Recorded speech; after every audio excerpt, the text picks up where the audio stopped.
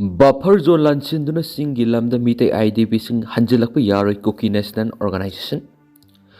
Kuki Jaw amasung Meetei community anigi marakta pamdaba hingsagi thawdoksing thoktanaba laingaki thawrang makhada thamkiba buffer zone gi kanglon thugaiduna Meetei IDP sing Chinggi sarukta Hanjillak yaroi. Meetei IDP sing Turbung da sanglak yaroi. Resettlement tawge hairabasu Bisnupur district ki manungsanba Tampaki sarukta resettlement tawgadabani haina Kuki National Organization KNO ki wangang loi Silent Hawkip na phungturakli. Dr. Silent Hawkip na wapam masi power corridor da phungtokibani. Silent Hawkip Kuki Jaw gi tokhaiba Union Territory ama demand tawduna Ministry of Home Affairs ka wari sanabagi thabak chathariba sida saruk yaba misani. Magna phongdokpada Meetei IDP sing the resettlement tawba haibasi Constitution gi Article 371C amasum Hill Area Committee HAC gi authority bu singnabani. Article 371C amasum HAC animak tribal land right amasum tribal gi demographic pu protection piribani. Magna makha taradun hai.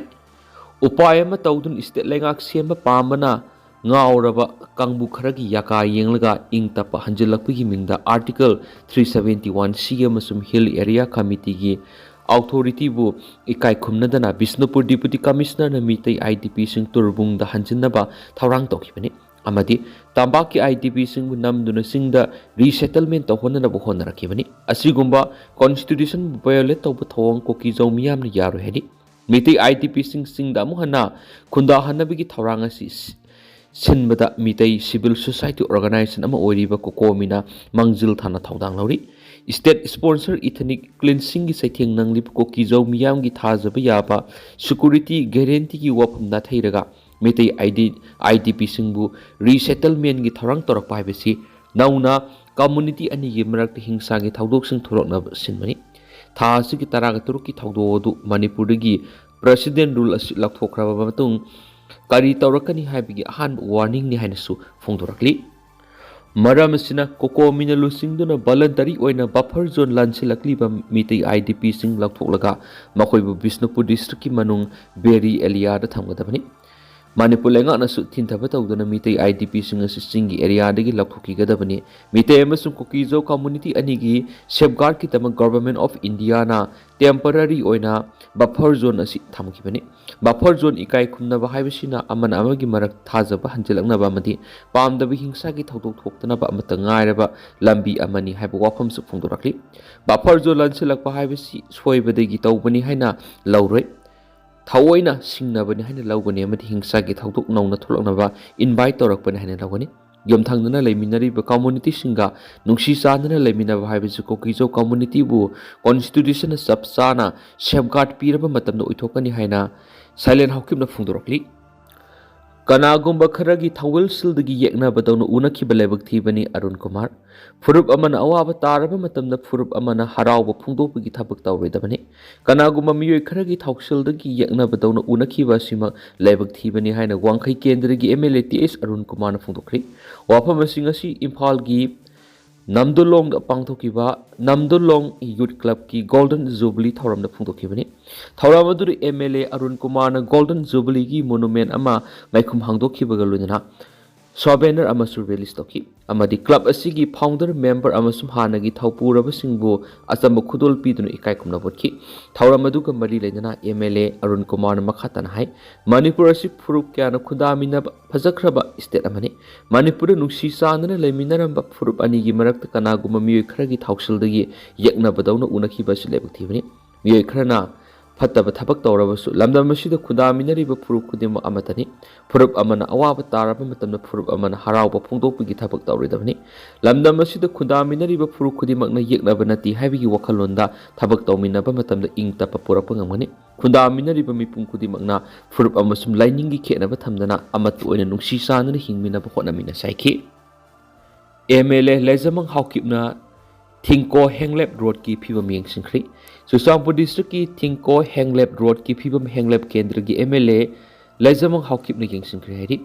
Bharat Infra Private Limited BIPL na semgatliba lambi asigi yengsin khongset aduda Kangbai amasung Henglep ki SDO Mangmin Thanggangte BIPL की project manager Ranjit अमदी site engineer Saugata Datta याउना Henglep subdivision chief association Kuki student organisation Henglep की भीड़ सिंह याउखी North Eastern Council की मखादा पिखलिब kilometre 35 सांगब लंबी असी हेंगलेप एरिया दा लेरिब खुंजा सिंह की मरोइब लंबी ओइदुन लाखिबनी हाइरिब लंबी असी क्वालिटी लैना सेमगा लोइना कंपनीना लोइगनी हाइना ताखिब मतमगी मनुंग सेम लुसिननबा MLA ना पाउता पिखी तुंग MLA सिना हेंगलेपता सत्तुना माफम अदुगी खुंजा सिंह अवा नुंगाई वरी सनखी अमदी सगो थौरांगी मतंग थबक क्या पेखकनी हाइबगी थाजबसु पिखियारी एशियन हॉस्पिटल की मथक लुप अमन मियेंग संगली मणिपुर नौना साफोंगबनी हाइब Manipur liberation united fronts Kangleipak people's army कौबमना Asian hospital and research institute अकन मियेंग संगलेरी लुप असगी मीडिया कोऑर्डिनेटर सना जाउबन थदोरकपा चिरोलमन हाई हिरम अमगी वरी सनसी हाइरुब मतमदा ngakchau thektuna tawningbu tawro hairaki amadi wari sanaba mi ani tharuba matamda police ta phanabu honaki amadi masi lumna lawi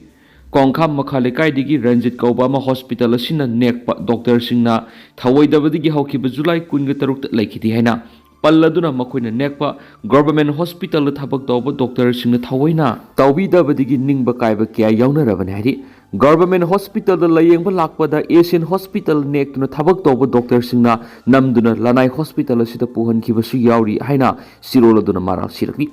Asian Hospital loop asina akan mamiyeng sangli hai na paladuna thasigi kungo humdoi phaw hospital asigi general manager human resource management amaso management committee na loop ka thasigi kungo humdoi phaw da paw phora kadaban hai na khangalaki hospital asida akan mamiyeng sangli hai basi doctor sing nursing atai staff sing amadi anaba sing na khangjin biu hai wafam su siroladuna thamlakli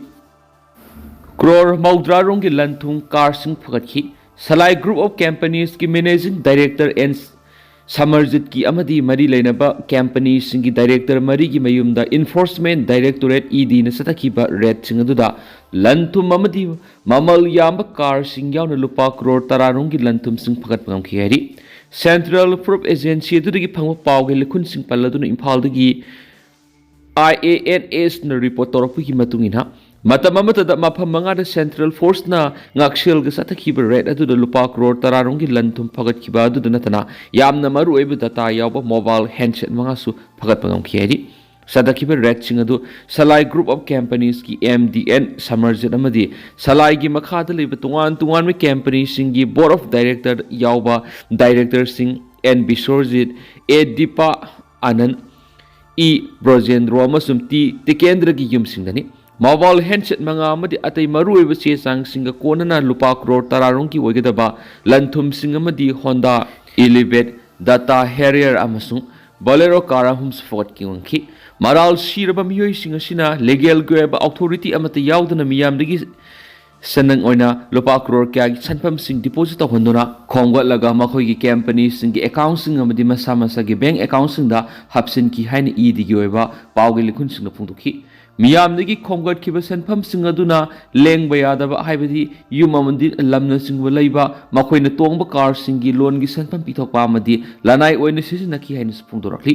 panma yabadi salai gi MDN Samarjit amadi atopa YB ren koba miyemana sahi kharagi mamangda London na pangthokiba press conference amada Manipur maning tamle amadi Beren Minister ne amadi Samarjina Manipur State Council ki Foreign amasum Defense Minister ne haina lakthokibani